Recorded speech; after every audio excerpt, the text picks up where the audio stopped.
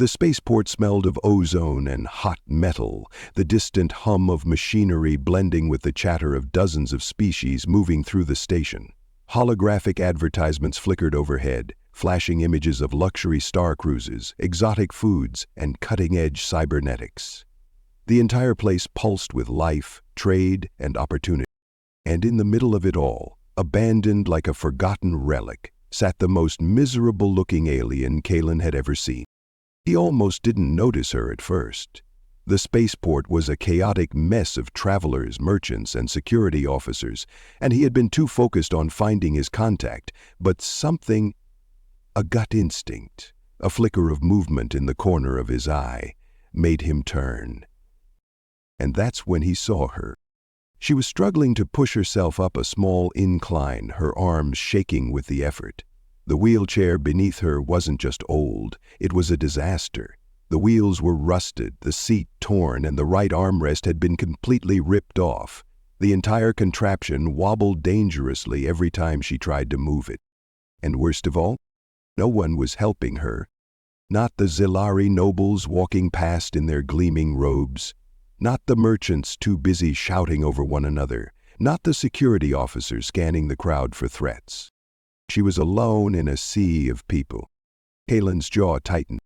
He didn't like things that didn't make sense. A bustling, advanced society like the Zilari should have had solutions for people like her. Automated assistance, medical programs, something. But instead they had left her to rot in a rusted-out wheelchair that looked like it belonged in a scrapyard. He turned, striding toward her before he even fully processed what he was doing. Her red skin, though still striking, had lost its vibrancy. It had the dull, faded look of someone malnourished or chronically exhausted.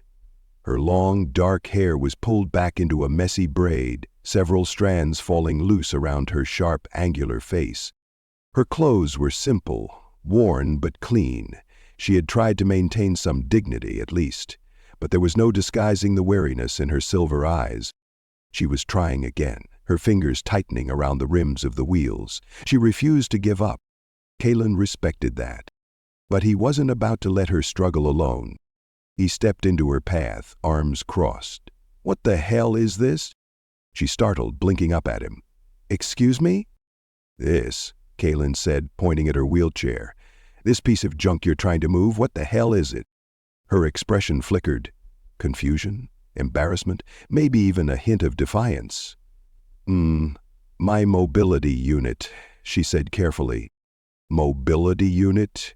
Kalen snorted. "Lady, this thing looks like it was salvaged from a garbage fire." She straightened slightly, her grip tightening on the armrest. "It functions." Kalen raised an eyebrow. "Oh yeah? Prove it." She hesitated. Then, jaw set, she pushed with all her strength. The wheels screeched, grinding against the rough pavement. The chair lurched forward an inch, then wobbled dangerously to one side. Kalen waited. She pushed again. Another inch.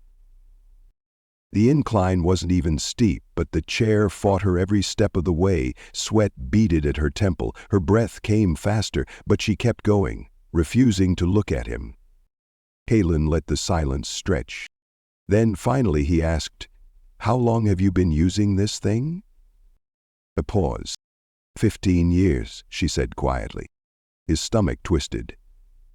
15? She nodded. He exhaled through his nose, dragging a hand down his face. "And no one helped? No repairs? No upgrades?" She looked down. "My people believe if one loses their strength, they must adapt, or accept their place." The words were spoken like a recitation. Something she had heard all her life, something that had been drilled into her so thoroughly that she had stopped questioning it. Kalen hated that. He had heard whispers about Zilari culture, a species that valued power above all else. They had built an empire through discipline, military strength, and ruthless efficiency. Weakness, whether physical, mental, or emotional, was considered a personal failing. But this was insanity. "So what, they just left you like this?" Kalen asked. "For 15 years? Yes. There was no bitterness in her voice, no anger. Just acceptance. Kalen clenched his fists. Screw that. He stepped behind her, grabbing the handles of her chair. She tensed. What are you doing? Getting you the hell out of this mess. You don't have to. Yeah, I do, he cut in. And we're not stopping at pushing you up a damn ramp. You're getting a real chair. She stiffened, her breath catching. For the first time, a flicker of something unreadable crossed her face. Then, softly, she asked, Why? Kalen faltered. Because it pissed him off? Because it was wrong? Because he couldn't stand the idea of someone suffering in silence while an entire society ignored them? But he didn't say any of that. Instead, he just shrugged. Because I can. She stared at him for a long moment. Then, finally, she exhaled. My name is Wraith, she murmured. Kalen smirked. Nice to meet you, Wraith. And with that he pushed forward, shoving her piece of shit wheelchair toward a future she hadn't dared to imagine. The shop smelled of burned circuits and synthetic oil, the scent of freshly assembled technology lingering in the air. Display cases glowed with the soft blue light of holoscreens, each showcasing the latest in cybernetic enhancements, exosuits, and advanced mobility devices. Kalen had been in plenty of tech markets across the galaxy, but this one, situated in the heart of the Zalari spaceport, was different. Sleek, efficient, sterile, Zalari engineering at its finest. Wraith sat stiffly beside him, hands clenched in her lap. She hadn't spoken much since they left the terminal. You look like you're about to get dissected, Kalen noted. Her silver eyes flicked toward him, unimpressed. I don't like being here. Well, tech shops make you nervous? No, she said, voice tight. I don't like being noticed. That gave Kalen pause. He glanced around. She wasn't wrong. The Jilari customers, mostly nobles in their pristine robes, eyed her with something between curiosity and disdain. A few whispered behind their hands. Others made no attempt to hide their distaste. Wraith ignored them, back straight, face expressionless. Kalen's jaw tightened. They think you don't belong. They're right. No, they're not, he shot back. They're just pissed off that you're still here. That got a reaction, a flicker of something, a spark of defiance, lit in her gaze before she quickly extinguished it. Before Kalen could push further, a Zilari salesman approached, his long robes embroidered with metallic filigree. He folded his hands, offering a shallow bow. Greetings, Offworler. How may I assist you? His voice was smooth, polished, like a rehearsed speech. Kalen gestured to Wraith. She needs a new mobility unit. The salesman turned to her, his expression unreadable. His gaze swept over her battered wheelchair, and for a split second, Kalen swore he saw disgust before it was quickly masked with professional detachment. I see, the man said. And what specifications are you looking for? Standard models? Mid-tier hover units? Kalen smirked. I want the best. The salesman blinked. The best? You heard me, top of the line. Wraith stiffened. Kalen. He ignored her. Show me what you've got. The salesman hesitated, then gestured for them to follow. They moved past rows of advanced exoskeletons and cybernetic limbs until they reached a private showroom. A single hover chair rested on a circular platform, sleek and almost predatory in its design. Midnight black with gold filigree along the edges, its frame was reinforced with adaptive plating built for both comfort and resilience. It hovered soundlessly, reacting to the smallest of movements. A customized neural interface allowed for hands-free operation, while built-in stabilizers ensured seamless terrain adaptation. This is the XLR Vortex Elite, the salesman announced with barely concealed pride. The latest in mobility technology, fully automated, responsive to neural input, and equipped with high-speed thrusters. He turned to Kalen. It is also quite expensive. Kalen pulled out his credit chip and tossed it onto the counter. Done. The salesman caught it, clearly surprised. Do you wish to purchase it now? Kalen crossed his arms. You got a reason I shouldn't? Wraith stood abruptly. This is ridiculous. Kaylin turned. "What's ridiculous?" "This," she snapped, gesturing toward the chair. "This model is used by diplomats and military officers. You think someone like me is just going to roll into a Zilari district in one of these and not get attacked? You think I care what they think?" "I do," she said sharply, "because I will be the one dealing with the consequences." Kaylin exhaled, running a hand through his hair. "Wraith, you've been stuck in that pile of garbage for 15 years. You deserve better." Her hands curled into fists. "I don't need better. I need something practical. I need something that works. I need something that won't get me killed." Silence stretched between them. The salesman wisely took a step back. Finally, Kaylin spoke, voice calmer. "Wraith, when was the last time you moved without fighting for every inch?" Her throat bobbed. He softened his tone. "Just try it." For a moment she hesitated, then, slowly, she lowered herself into the chair. The moment she settled in, the system activated. After the hover engines purred to life.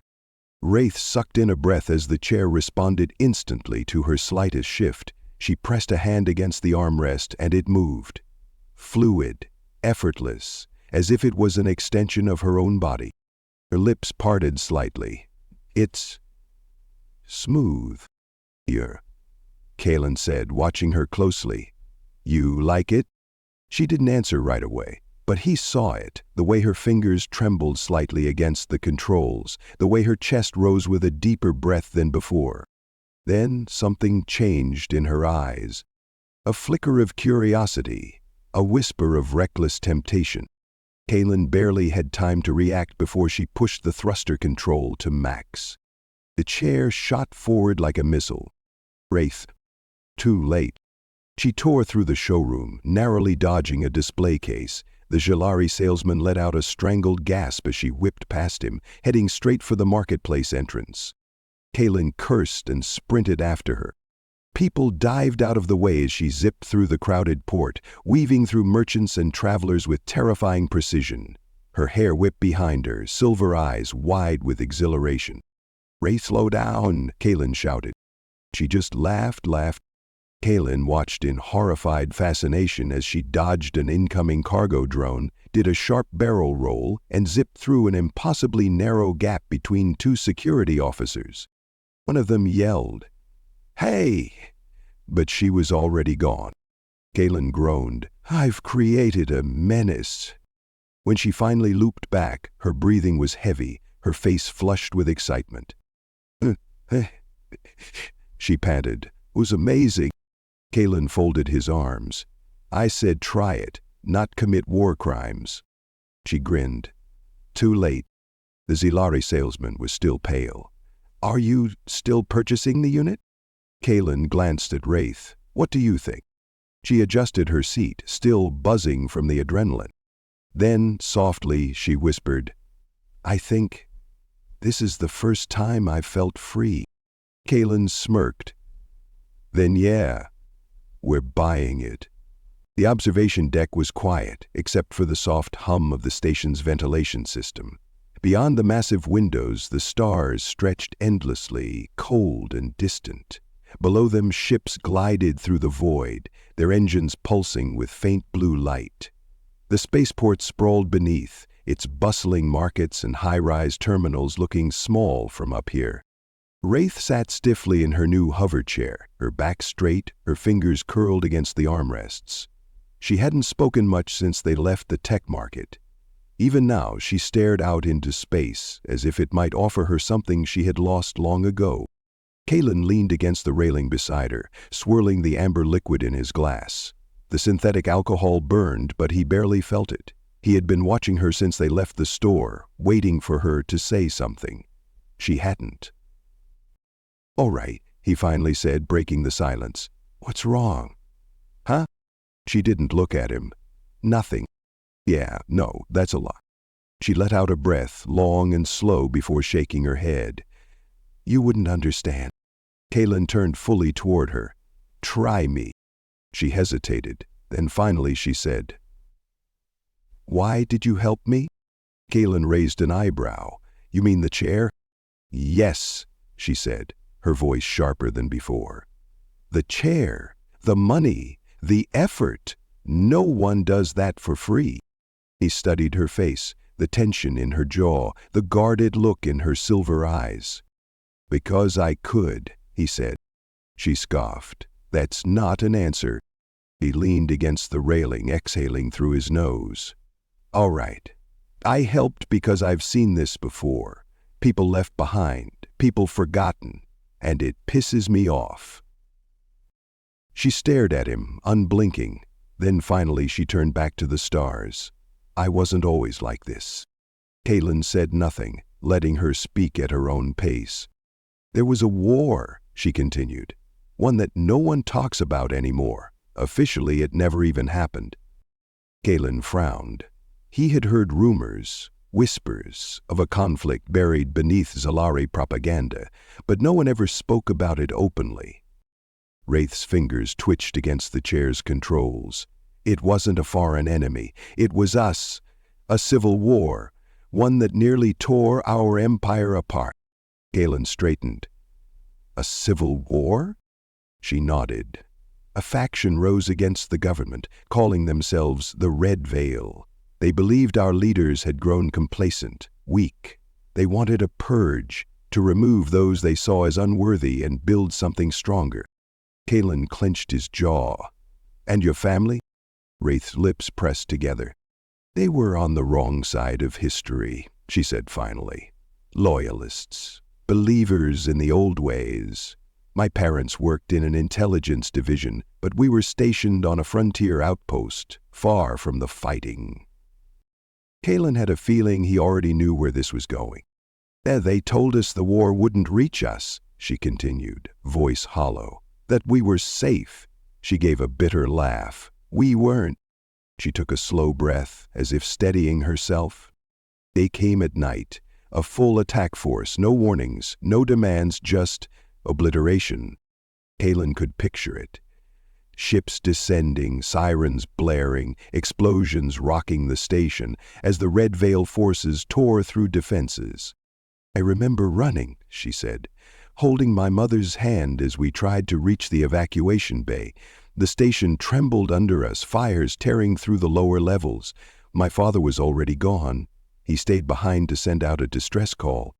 She swallowed hard. We never made it to the escape pods. The deck collapsed beneath us.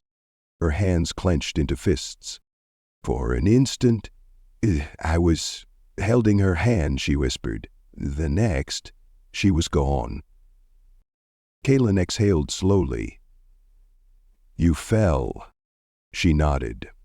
I don't remember hitting the ground, just the weight, the darkness, the sound of metal groaning all around me. Kaylin stayed quiet, letting her continue. I was trapped under the wreckage, couldn't move, my legs were crushed beneath a collapsed support beam. She let out a shaky breath. And no one came. His grip on the railing tightened. The emergency lights flickered in and out, she said. I could hear the station tearing apart, level by level. Every few hours another explosion shook the ground, and I thought, this is it. This is when everything caves in. Kaylin tried to imagine it. The suffocating weight, the isolation, the fear. I screamed for hours, she admitted. Begged for someone to hear me. Anyone. She let out a humorless laugh. No one did. His chest ached at the thought of it. What did you do? He asked, voice quiet. What could I do? She said. I couldn't move. I couldn't feel my legs. At first I thought they had just gone numb. It wasn't until much later that I realized. Her breath hitched.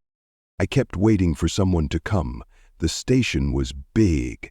There had to be survivors, right? She gave a small shake of her head.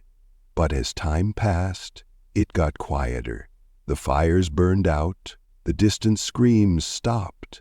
Eventually, it was just me. Kaylin could hear the weight of those words.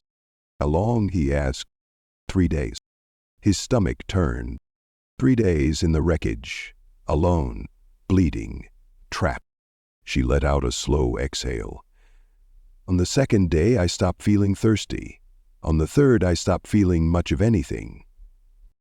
Kaylin swallowed the lump in his throat. But, Someone found you." "Yes," she said, "but not who I expected." He frowned. "Who?" "Scavengers," she said. "Looters picking through the wreckage." Kalen's expression darkened. "They almost left me there," she admitted. "One of them argued I wasn't worth the trouble, that I'd slow them down, but another saw the government insignia on my uniform and figured I might be worth a ransom." He stared at her. "You were a child." She gave a small, bitter smile. "Didn't matter. I was valuable." Kalen's stomach churned. "They sold me back to the Jalari government," she continued.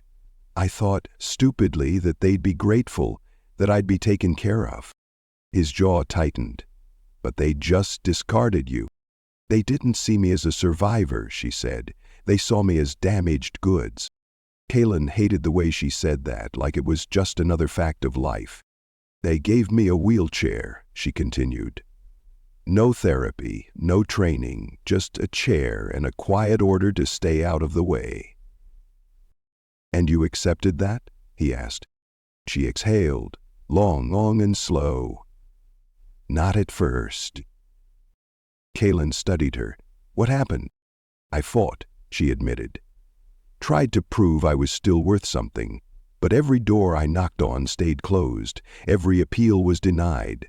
Every attempt to integrate back into society was met with polite indifference." She shook her head. "After a while, I stopped knocking." Kalen's hands curled into fists. "Until today," he said. Wraith glanced at him. "You let me buy that chair," he said. "You could have refused, but you didn't." She sighed. "What's your point?" "My point is," Kalen said, "you never stopped wanting more. You just stopped believing you could have it." She looked at him for a long time. Then, finally, she whispered, "I don't remember what it feels like." "What?" "To walk." Her voice was almost too quiet to hear. "To run." Something tightened in Kalen's chest. "You will," he promised. For the first time in years, she let herself hope. The medical facility was too clean, the kind of sterile artificial cleanliness that made Kalen's skin crawl. He hated hospitals, clinics, anything with that sanitized smell of metal and antiseptic. It reminded him of battlefield med bays, of cold operating tables, and the quiet hum of machines keeping half-dead soldiers alive. Wraith sat on the examination table, her violet skin illuminated under the white lights. Unlike Kalen, she seemed perfectly still, but he knew better now. After everything she had told him, he recognized the tension in her posture, the way her fingers pressed faintly into the edge of the table. She was bracing herself. The doctor, a short, aging Avirian with translucent blue skin and 4 arms, finished scanning her residual limbs. His secondary set of hands flipped through a hollow screen, while his primary hands tapped at a sleek diagnostic panel. "Your nerve endings are intact," he said, voice calm, professional. "Muscle atrophy is minimal considering the years without use. We can begin integration immediately." Wraith nodded once, her face unreadable. Kalen, standing by the doorway, crossed his arms. "How long will it take?" "Initial synchronization, less than an hour," the doctor said. "But full control, true adaptation, depends on the individual. Some patients adjust in days, others need months of therapy." Kalen glanced at Wraithia. "What do you think?" She flexed her hands but didn't meet his gaze. "I think we start now." The doctor gave an approving nod. "Spoken like a true Jalari." Kalen frowned at the phrasing, but Wraith said nothing. With a flick of his fingers, the doctor summoned a hovering medical tray. 2 sleek graphene-infused prosthetic legs rested on the platform, their design both elegant and powerful. Unlike older models, these weren't bulky or mechanical-looking. They were streamlined dark metal with subtle glowing filaments along the joints, a fusion of biomechanics and art. For the first time, Wraith's mask cracked, her breath hitched and her fingers twitched, like she was resisting the urge to reach for them. Kalen stepped closer. "They're yours." She swallowed hard but nodded. The doctor gestured toward the table. "Lie back." She hesitated, just for a fraction of a second. Then she did as told. Kalen had seen a lot of things in his life, battles, political betrayals, the worst the galaxy had to offer, but nothing prepared him for the way Wraith stared at the ceiling, silent, rigid, completely still, as the doctor prepared the neural interface. She looked like someone expecting pain. The doctor must have noticed too because his voice softened. The process is painless. Just breathe. Wraith gave a short nod, but Kalen could see the war raging behind her silver eyes. The first attachment clicked into place with a soft hiss. A small jolt of blue light flickered along the limb as it synchronized with her nervous system. The second followed.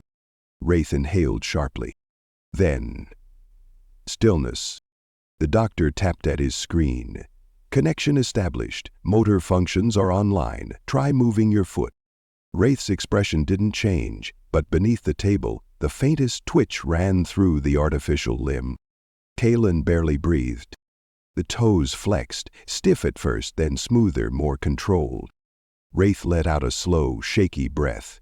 Her hands gripped the edge of the table so hard her knuckles turned pale. Good, the doctor said, making notes. Now sit up and try bending the knee. She hesitated, staring down at her legs like they belonged to someone else. Then, slowly, she pulled them toward her. The motion was strange, not quite hers yet, but it was there, real. Kalen stepped closer. How does it feel? Wraith opened her mouth, then closed it. She shook her head, at a loss for words. The doctor smiled. Why don't you stand? Wraith went completely still. Kalen saw it, the brief flicker of fear in her eyes, the kind that wasn't loud or dramatic but deep, old. The fear of someone who had long convinced themselves this moment would never come. He offered his hand. I've got you. She stared at it. Then, slowly, deliberately, she took it. Her grip was ice cold. The moment she lifted herself, the chair hummed as it deactivated beneath her. She braced herself on Kalen's arm, her new legs stiff, unsure. Kalen felt the tension in her body, the way she fought against every instinct screaming that this was wrong, that she was supposed to stay seated, that standing was for other people, not her. Then, with a deep breath, she pushed. She was standing. The silence in the room was suffocating. Wraith's breathing was unsteady, her fingers dug into Kalen's sleeve, her muscles trembling. But she was up, on her feet. Her silver eyes flickered down to her legs. She shifted her weight, and they adjusted flawlessly, supporting her without hesitation. She laughed, a short, stunned sound, disbelieving. Kalen grinned. Told you. She exhaled, shaking her head. I can't, her voice cracked. I can't believe this is real. It is. She took a cautious step forward. The motion was shaky, uncertain, but the moment she realized it worked, something in her eyes changed. A second step, a third, the stiffness faded, the hesitation flickered into something else, something brighter, sharper. Confidence. She let go of his arm. Kalen tensed, instincts screaming to catch her, but she didn't fall. She stood on her own. The doctor nodded approvingly. Impressive response time. With training, you'll move like you never lost them. Wraith barely heard him. She was staring at her own hands like she didn't recognize them, before looking down at her legs. Then, without warning, she took another step, then another. Faster. She walked. Then, with a quiet, breathless laugh, she ran. Kalen watched as she moved across the room, her steps unsteady at first but growing more fluid with each second. He had never seen her like this before, weightless, fierce, alive. She stopped, panting, staring at him across the room. Her expression was wide open, raw with emotion. Kalen smirked. How do you feel? She swallowed hard. Like I'd just won a war I didn't know I was still fighting. Kalen's chest tightened at the honesty in her voice. The doctor cleared his throat. We'll need to run more tests, of course. The limbs will take time to fully adjust to your nervous system. But otherwise, You are officially mobile." Wraith let out a shaky breath, then turned to Kalen. "I don't know how to thank you." Kalen rolled his eyes. "You could start by not crashing your new legs into any walls." She laughed, a real unguarded laugh. And for the first time since he met her, Kalen realized she wasn't just surviving anymore. She was living. The spaceport pulsed with life. Neon signs flickered above narrow alleyways, advertising everything from intergalactic mercenary services to synthetic dream enhancers. Holo screens projected moving images of upcoming trade fairs and bounty notices, their artificial glow reflecting off sleek metal walls. Everywhere, the scent of grilled meats, exotic spices, and ozone-charged air clashed in a way that shouldn't have worked, but did. The marketplace thrived, alive with the voices of 100 different species bartering, shouting, laughing, arguing. And for the first time in 15 years, Wraith walked through it. Not rolled, not struggled forward in a rusted chair. Walked. Each step still felt surreal. The cybernetic limbs moved smoothly, precisely, adjusting to the uneven ground without hesitation.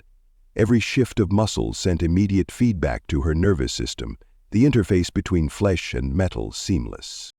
She had expected them to feel foreign, like an extension of someone else's body attached to hers. Instead, they felt natural.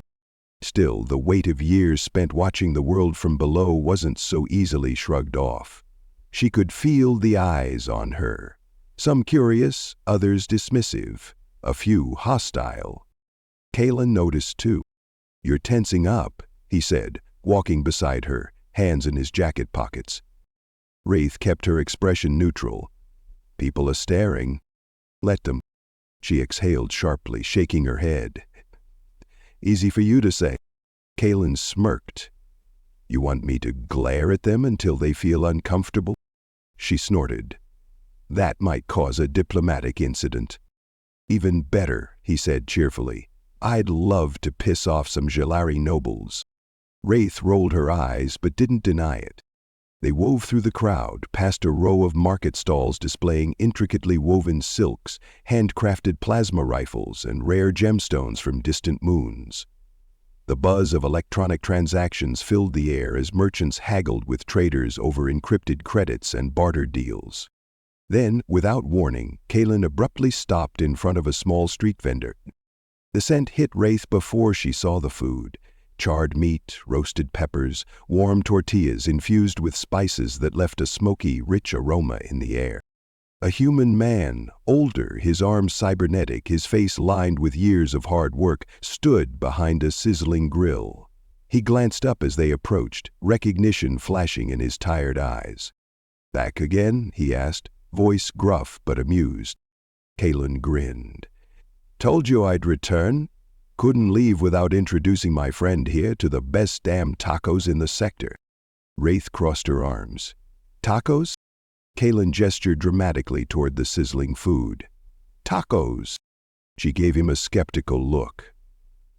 "You keep saying it like that explains anything." Kalen leaned in conspiratorially. "Because tacos transcend explanation. You just have to experience them." The vendor chuckled and handed over a freshly made taco wrapped in parchment. Kalen took it, then grabbed a second one and held it out to her. "Go on," he said. "It won't bite." She eyed the food with suspicion. "What's in it?" "Meat, spices, happiness." Wraith hesitated, then took a small bite. The explosion of flavor was immediate, the heat of the grilled meat, the sharp tang of the spices, the softness of the tortilla. It was unlike anything she had ever tasted. Her brain lagged behind reality, struggling to process the sheer complexity of the dish. Kalen watched her reaction closely, a smug grin creeping onto his face. "Well?" he prompted. Wraith blinked, chewing slowly. She swallowed, staring at the taco like it had personally rewritten the laws of the universe. This is... She exhaled sharply. "Stars above, this is good." Kalen laughed. "Told you." She took another bite, this time slower, savoring every detail. The blend of smoky, sweet, and savory flavors was overwhelming in the best way possible. "You've lived this long without ever having tacos?" Kalen asked, shaking his head in mock disappointment. Wraith shot him a glare but couldn't bring herself to argue. "In case you forgot, I wasn't exactly going on culinary adventures." Kalen leaned back against the food stall, watching the marketplace. "Well, consider this the start of making up for lost time." They ate in silence for a while, the steady hum of the crowd filling the air around them.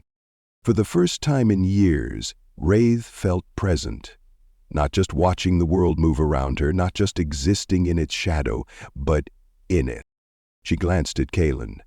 "So, humans bond over food?" Kalen raised an eyebrow. "I read about it," she said, gesturing with her half-eaten taco. "Sharing meals is a bonding ritual in human culture. Eating together strengthens social connections." Kalen smirked. "Are you asking if this is a date?" Wraith almost choked.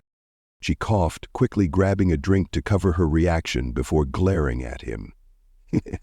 "You the one who dragged me here." "You didn't have to say yes."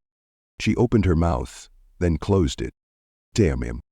Kalen grinned at her struggle, clearly enjoying himself. "All right, fine. Not a date. Just a cultural exchange." Wraith huffed. "You're insufferable. And yet," Kalen said, "you keep hanging around me." She didn't respond right away. Instead, she looked down at her cybernetic legs, flexing her foot slightly.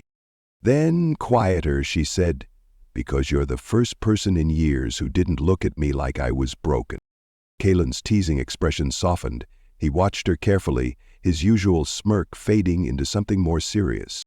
"You were never broken," he said. "They just didn't bother putting you back together." She met his gaze, something unreadable in her expression.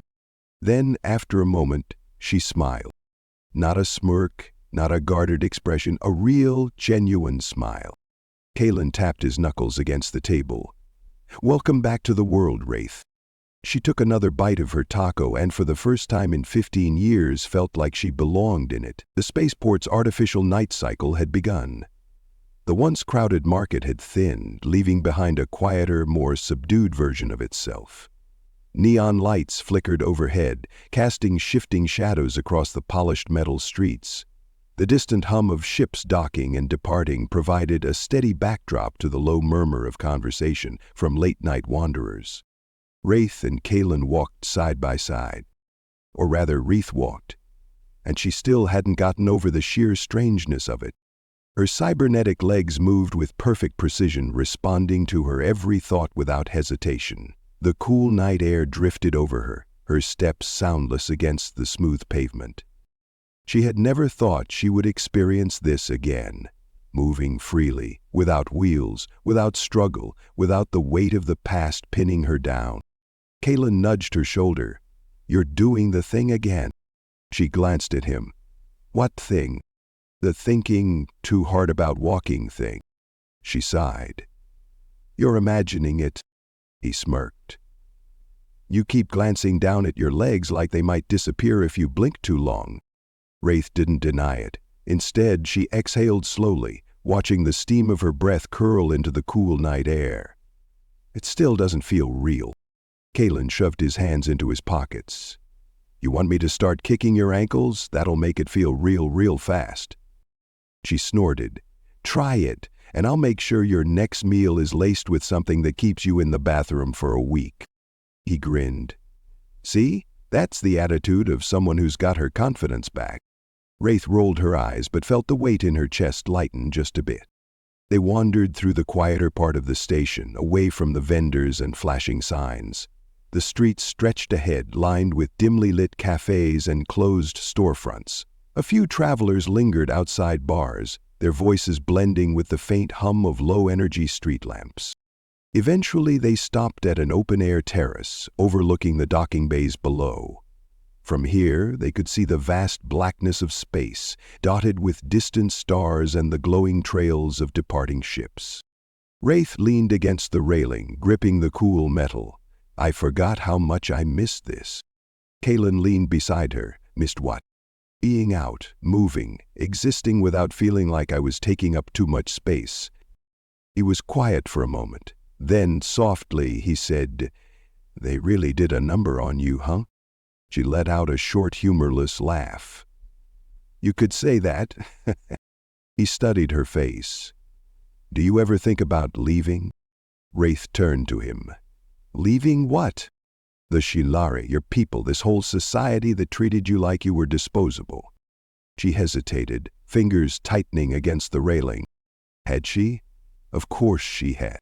There had been nights, so many of them, when she had dreamed of slipping away, of boarding a freighter and vanishing into the vastness of space. No more Shilari rules, no more silent judgment, just freedom. And yet she had stayed. "I don't know," she admitted. "I think part of me was afraid to leave. Like if I did, then I really would be nothing. No place, no people, just a stray." Kaylin frowned. "You'd rather be nothing here, where they make you feel like an outcast, than be nothing out there, where you could be whatever the hell you wanted?" She exhaled. "That's the thing, though. I was never really an outcast. I was invisible. They didn't care enough to exile me. They just let me fade into the background." Kaylin's jaw tightened. "That's worse." She glanced at him. "Yeah." The silence stretched between them, filled only by the distant hum of the station. "Then," Kaylin's voice softened, "you don't have to stay." Wraith studied him, searching his face for something she wasn't sure she'd find. "You're saying that like you have a plan," she said carefully. Kaylin shrugged. "I always have a plan." She narrowed her eyes. "And what's this one?" He leaned against the railing, tilting his head toward the endless stars. "There's a whole galaxy out there. You're not chained to this place, Wraith. You could start over, somewhere new, with people who see you for who you are, not what you were." She hesitated. "And you think I could do that? Just leave?" His gaze met hers. "Yeah, I do." Something tightened in her chest. A part of her had expected this journey, this transition from forgotten to whole, to be linear. That once she could walk again, everything else would simply fall into place. But it wasn't that simple, was it? The Shilari still saw her the same way. The world she had lived in for years hadn't changed just because she had. Kaylin? He did see her differently, but that wasn't what scared her the most. What scared her was how much she liked it. "Well, do you care so much?" she asked, voice quieter now. Kaylin blinked. "What?" "You barely knew me when you decided to help," she said, studying him. "And even now, you keep pushing me towards something bigger, something better. Why?" For once, Kaylin didn't have a quick response. He rubbed the back of his neck, exhaling slowly. "I don't know." She raised an eyebrow. "Really?" He met her gaze, something serious, unguarded in his expression. "Maybe because I know what it's like to be in a place that doesn't want you, to have people look right through you like you don't matter, and maybe, just maybe, I don't want you to go through that alone." Wraith inhaled sharply. That was too much. Too real, too raw. She looked away, fixing her gaze on the horizon where the docking bay lights flickered. Her heart felt too fast, and she hated that it had nothing to do with her cybernetics. Kaylin cleared his throat, awkwardly shifting his stance. "Anyway, enough of that emotional crap. You owe me for the tacos." Wraith snorted. "Oh, you? For what?" "For introducing you to the best food in the galaxy." She smirked. "I'd hardly say the best." Kaylin gasped, hand over his chest. "Betrayal. Right here. Unbelievable." Wraith laughed, shaking her head. And just like that, the tension eased. They stood there, side by side, watching the station hum with life. Wraith didn't have all the answers yet, didn't know what she wanted or where she was going. But for the first time in a long time, she knew she had a choice. And that was enough. The docking bay stretched wide before them, bathed in the cold glow of overhead floodlights. Cargo drones floated between ships, scanning identification markers and loading supplies. Crews bustled around, shouting last-minute instructions as engines roared to life. The scent of burned fuel, metal, and ionized air hung heavy in the spaceport's atmosphere. Wraith stood at the edge of the bay, watching the chaos unfold. She had spent years seeing this place from below, weaving through the crowds in a chair no one noticed. Now she stood on her own feet, and the world felt different. Larger, more open. Aelin was beside her, arms crossed, eyes scanning the row of ships docked ahead. "So," he said, glancing at her, "you actually thinking about it?" Wraith exhaled, rolling her shoulders. "Thinking about what?" Aelin smirked. "Don't play dumb. I know that look." She narrowed her eyes. "What look?" "The one people get when they realize they don't have to stay in the place that broke them." Wraith frowned, shifting her weight. He wasn't wrong. For years she had told herself that leaving wasn't an option, that she had nowhere to go, that even if she could walk it wouldn't change the fact that the Jilari had already written her off as irrelevant. But now, she had options. "You really think I could just get on a ship and start over?" she asked, crossing her arms. Aelin shrugged. "Why not? People do it all the time." "Not Zilari." "Maybe not," he admitted. "But who says you have to be Zilari anymore?" Wraith blinked, caught off guard. Aelin turned toward her fully, his expression serious now. "I'm not saying you should abandon everything. I'm saying you don't owe them your loyalty. They left you behind, Wraith. You don't have to keep proving yourself to people who already decided you don't count." She inhaled sharply, looking away. He was right. She hated that he was right. And yet, the thought of leaving, of stepping onto a ship and heading toward a future she had never even dared to imagine, felt impossible. "Where would I even go?" she muttered. Aelin grinned. "Wherever the hell you want." Wraith shook her head. "That's not an answer." "Sure it is," Aelin said. "I've been to 100 planets, met 1,000 different people, and you know what I've learned?" She raised an eyebrow. "What?" "Most of them don't give a damn about the past. You show up, you make yourself useful, and no one cares where you came from. You could be a mercenary, a pilot, a trader. Hell, you could run a bar if that's what you want. The point is, out there you get to decide who you are." Wraith stared at the ships lined up in the docking bay, their hulls gleaming under the artificial light. Could it really be that simple? No rules, no silent judgment, no people pretending she didn't exist. Is freedom. A loud clank echoed through the bay as a nearby ship's landing ramp lowered. The crew filed out, a mix of humans, Avirians, and a few species Wraith didn't recognize. They laughed and shoved each other playfully as they disappeared into the crowd, their voices carrying the carefree energy of people with a purpose. She envied them, and for the first time she realized she could be them. Aelin must have seen the shift in her expression because he nudged her shoulder. "So? You coming or what?" Wraith blinked. "What?" Aelin grinned. "I've got a ship leaving in an hour. You're welcome to join." Wraith turned to him fully, eyes narrowing. "Wait, this was your plan?" He shrugged. "Hey, I said I always have a plan." "You were just gonna let me follow you into the stars with no warning?" "No warning," Aelin said. "I gave you tacos first." Wraith groaned. "That doesn't count." Aelin smirked. "It absolutely counts." She shook her head, exhaling slowly. "And what exactly would I do on this ship of yours?" Aelin thought for a moment. "Intimidate people?" She rolled her eyes.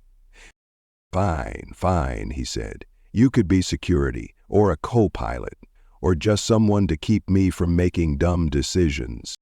"You make a lot of dumb decisions?" "Oh, constantly," Aelin said. "That's why I need you." Wraith hesitated. She looked at the ships, the people, the docking bay that had once felt like a prison and now felt like a crossroads. For so long she had convinced herself that this was her only option, that survival meant staying in the place where she had suffered the most. But Kalen was giving her a choice, and the truth was, she had already made it. She turned to him, smirking. "Fine, I'll come." Kalen grinned. "Knew you would. But," she added, jabbing a finger into his chest, "if this turns out to be a mistake, I'm blaming you." "Completely fair," Kalen said. "I'll take full responsibility." Wraith shook her head, smiling despite herself. She followed him toward the ship, toward something new, something hers. The ship's engines rumbled beneath Wraith's feet, a deep vibration that thrummed through the floor like a heartbeat. She stood at the entrance of the loading bay, staring into the vast blackness beyond the station's artificial gravity field. She was really doing this. Behind her, Kalen checked something on his wrist display, his usual cocky smirk absent for once. The usual noise of the docking bay, shouting mechanics, cargo drones whirring overhead, had faded as the ship prepared for launch. Wraith exhaled slowly. For 15 years, she had told herself that this place, this station, this society, this forgotten corner of the galaxy, was all there was. That survival meant staying unseen, that fighting back was pointless. But she wasn't just surviving anymore. She was leaving. A sharp hiss echoed through the bay as the ship's main ramp sealed behind them. Kalen turned, studying her expression. "Second thoughts?" Wraith flexed her hands, rolling her shoulders. "No." "Good," Kalen said, "because I'd hate for you to change your mind after I cleared a bunk for you." She smirked. "You cleaned." "Don't sound so shocked," he said, leading her through the corridor. "I am a man of many talents." "Right," she said, stepping into the ship's main hall. "Like getting into trouble?" Kalen grinned. "Exactly." The ship was smaller than she expected, but well maintained. Sleek panels lined the walls, control screens flickering with readouts. It was a ship meant for speed, for slipping in and out of places unnoticed. A smuggler's ship, if she had to guess. She turned to him, arms crossed. "So what exactly are we doing? Because I'm not about to be some low-tier mercenary running errands for criminals." Kalen leaned against the doorway, arms folded. "We're not mercenaries, we're freelancers, there's a difference." Aha. And what kind of freelance work do you do?" He smirked. "The kind that pays well and pisses off powerful people." Wraith exhaled sharply, shaking her head. "Fantastic. I'm on a ship with an idiot." "A charming idiot," Kalen corrected. She rolled her eyes, but she was smiling now. Kalen pushed off the wall and gestured toward the bridge. "Come on, we're about to break Atmo." She followed him through the narrow hallway, the hum of the ship's systems filling the silence between them. When they reached the cockpit, Kalen slid into the pilot's seat, his hands moving over the controls with effortless familiarity. Wraith took the seat beside him. The main viewport stretched out before them, a massive glass panel that gave an unobstructed view of space. Beyond the glowing rings of the station, the black expanse waited. Kalen flicked a switch and the comms crackled to life. "Control tower, this is the drift runner requesting clearance for departure." A static-filled pause. Then the response. "Drift runner, you are cleared. Safe travels." Kalen smirked. That's what they always say. The ship's thrusters ignited, sending a soft vibration through the hull. The docking clamps released with a mechanical hiss, and the station slowly fell away behind them. Wraith gripped the armrests. She had flown before, as a passenger, trapped in cargo holds, watching from a viewport as others took control. But this was different. This was hers. As they breached the station's artificial gravity, the weight of the past seemed to fall away. Kalen glanced at her. "You ready?" Wraith took a deep breath. Then finally she nodded. "Punch it." Kalen grinned and pushed the throttle forward. The engines roared, the stars stretched into streaks of light, and the ship shot into the unknown. Wraith didn't look back. She didn't have to, because for the first time in her life, she wasn't running from something. She was running toward something, and that made all the difference.